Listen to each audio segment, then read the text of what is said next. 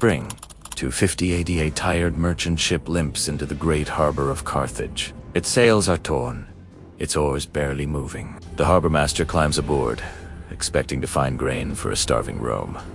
Instead, he finds half the crew already dead, their bodies covered in dark pustules, blood leaking from their nose, mouth, and eyes. Within days, Carthage, once the richest city in the Western Mediterranean, becomes a tomb. What has just arrived will burn through the Roman Empire for 20 brutal years.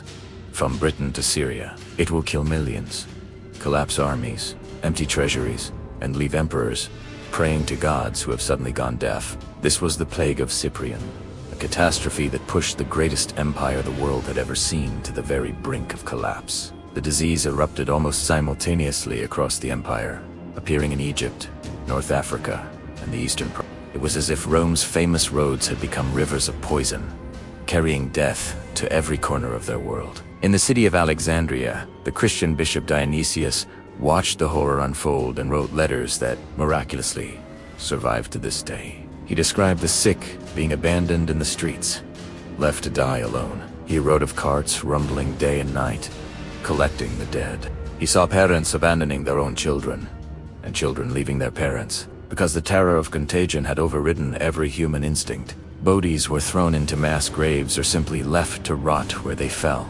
These same horrific scenes repeated across the empire. In Rome, Antioch, Athens, and every major city from the Rhine to the Euphrates, the reigning emperor Decius was desperate for a scapegoat. He blamed the Christians, claiming they had angered the old gods. He launched the first empire-wide persecution against them, a brutal campaign of torture and execution. But the gods didn't listen. Year Emperor Decius himself was dead, killed on a battlefield in Thrace, almost certainly carried off by the very plague he tried to pray away. His successor, Tribonian Escalus, doubled down. He promised massive sacrifices on every altar in Rome to appease the gods. But the altars stayed empty. The priests were dead. The treasury was running dry because tax collectors could no longer reach the provinces to gather revenue. The legions, Rome's military backbone, were already bleeding men from constant warfare and desertion. Now, the plague tore through their ranks, with some units losing up to a third of their strength in a single season.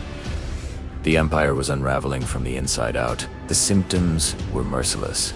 According to the few surviving medical fragments and the letters of victims suffered for 9 to 12 agonizing days. It began with a continuous high fever, followed by violent diarrhea. Many suffered from conjunctivitis so severe their eyes actually bled. Then came the ulcers in the throat, making it impossible to swallow. Gangrene would set in, turning hands and feet black. For the few who survived, many were left permanently blind. For centuries, historians could only guess what caused this horror. Was it smallpox? Measles? Something else entirely. The mystery remained until modern science unlocked the secrets hidden in the teeth of the dead. Geneticists at the Max Planck Institute and McMaster University analyzed DNA extracted from plague pits dated between 250 and 270 AD.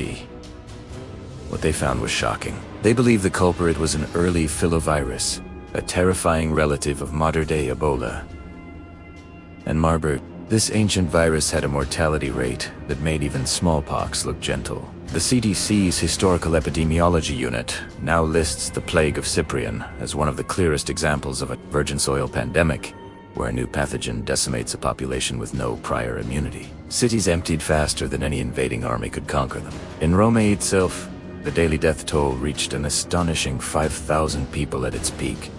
According to the historians, he wrote that the Tiber, the river flowing through the heart of the city, ran thick with bodies. In these jaws, a strange thing happened. The Christians, the very people being persecuted, did not hide. Instead, they organized burial teams and nursed the sick, both Christian and pagan alike. Their compassion in the face of death won them thousands of converts, even as they themselves died in droves. Cyprian, the bishop of Carthage, for whom the plague is named, wrote that the pestilence was God's judgment on a corrupt world. Yet even he, a leader of his faith, eventually fell victim in 258 AD. His famous treatise on mortality reads like a field manual for the end of days. The economic damage was catastrophic. The intricate web of trade that held the empire together simply disintegrated. Trade routes shut down. Minas closed. Vital grain shipments from Egypt and North Africa, which fed the city of Rome, ceased. Without goods to buy and sell, and with a collapsing tax base, the economy imploded. Inflation exploded. The silver content of the denarius, the empire's main coin, fell from a respectable 50% to less than 5% in a single generation.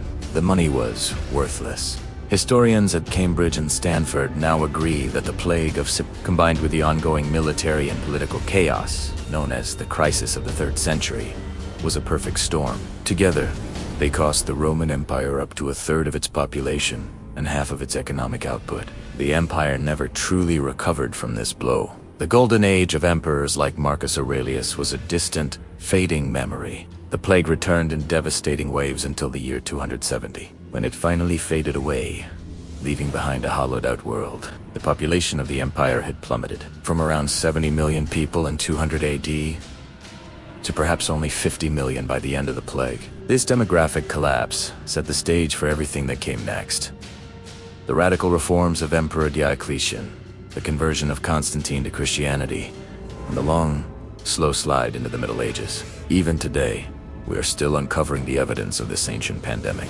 Excavations beneath modern Tunis, the site of ancient Carthage, and beneath Rome itself, continue to find mass graves. These are not orderly cemeteries. They are pits filled with hundreds of bodies, thrown in without ceremony. The skeletons often show the characteristic bone lesions of a severe viral infection. As recently as 2022, DNA extracted by the University of Oklahoma from one of these sites confirmed the presence of a filovirus-like pathogen, corroborating the earlier findings. This isn't just ancient history. The CDC maintains active genomic surveillance for any re-emergence of these types of viruses, because their modern relatives, Ebola and Marburg, still kill today with terrifying efficiency. It's a chilling reminder of how fragile even the most powerful civilizations can be. All it took was one tired merchant ship, limping into one harbor in 258, to carry a microscopic passenger that would bring the greatest empire the world had ever seen to its knees. Thanks for watching. Subscribe today. Click the button.